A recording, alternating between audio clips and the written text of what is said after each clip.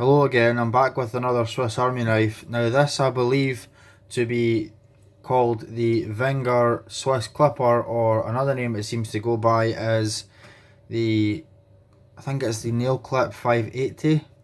I'm not very familiar with this. I had to have a quick little look on SAC Wiki before making this video. It's a 65mm Swiss Army knife. It's one of the keychain models, although it's a bit thick for the keys in my opinion. Now obviously these are discontinued, being a Wenger. Sadly Wengers are no longer in production, although Victorinox makes many models that are, for what it's worth, the exact same thing. They just changed some of the tools ever so slightly, and obviously on the Victorinox models it's the Victorinox emblem instead of the Wenger like you see here. So this was bought second hand off of Spock, and I think we paid about £10 for this.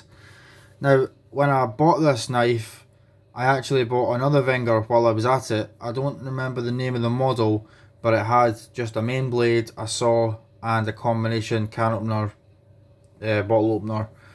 A little bit like a Victorinox Walker. It's basically the exact same but the Wenger version of that. That never actually came. We just got refunded.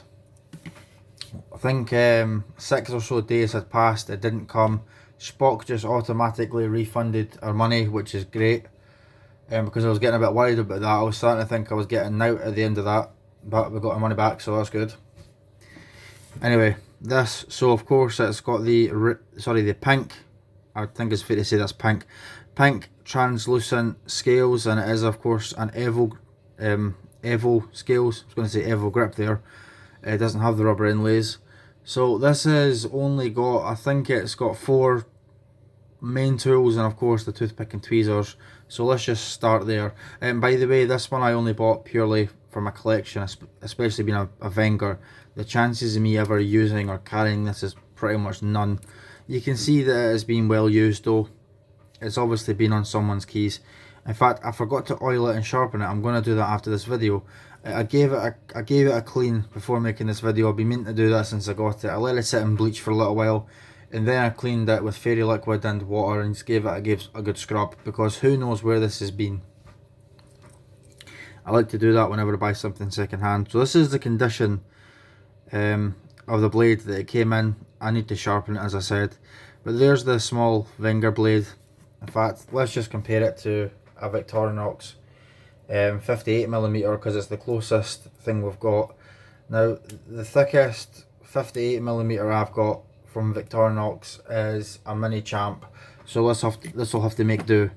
Obviously it's not quite as thick. See if I can get them side by side. So there you go, the Wenger's got a longer blade that's a bit thicker as well, but they're both very similar in overall size. But obviously there's a lot more tools on the Victorinox Swiss Champ Mini Champ. I've not done this in a while, I've not made a video in a while, so I'm a wee bit, you know, not with it. So there's the only blade that's on it, and of course the Wenger logos. If we close that up, this is going to be so much nicer once I oil it. We've got a nail cleaner and a nail file, and again we'll just compare that to a Victorinox. I should probably do these comparisons separate, obviously, honestly. Let's see if I can find it. Nope. Ah, there we are. For anyone that's interested, in fact, they're pretty much identical. Not really that much of a difference there. Put this Swiss, why do I keep saying Swiss Champ? Mini Champ. It's not a Swiss Champ, it's a Mini Champ. Right, we'll put that away.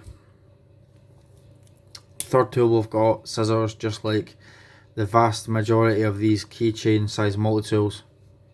I guess I didn't clean it as well as I thought I did, but there you go. That's why I like to give it a good clean when I get it, because this has been in someone's pocket and who knows what kind of crap's on there and who knows what they've done with it. This could have been anywhere, honestly.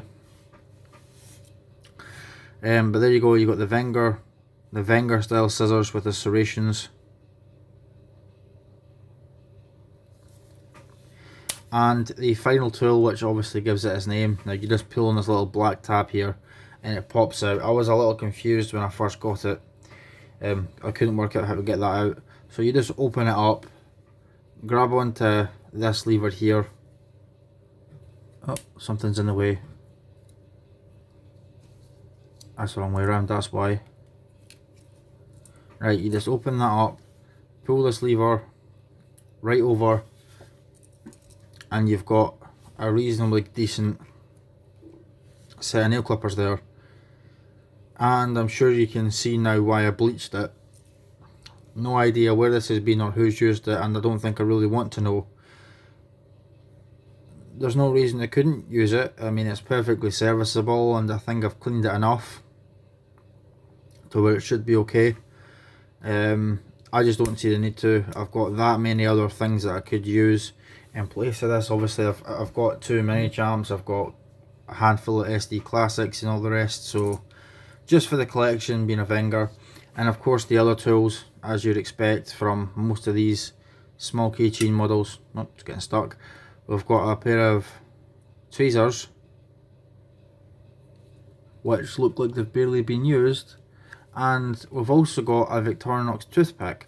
Now this looks clean, so I'm guessing the person who sold this was actually trying to be thoughtful, and instead of giving a used dirty one, which is nasty and no one wants, they thought to just buy a new Victorinox one and put it in its place, which, you know what, I can't complain. It's not original, but I mean, it's something I suppose I could use. I'm not going to do that because someone might have used that. Usually I still bleach them anyway. You never know when they might come in useful. I think most of the people who carry a Swiss Army knife don't use a toothpick as a toothpick. They use it to poke and prod at other things other than their teeth. So there's that. And obviously it's got the little key ring for the keys. So again, that's a 65mm, and we'll do a little comparison there with the mini champ, not Swiss champ, mini champ, 58mm.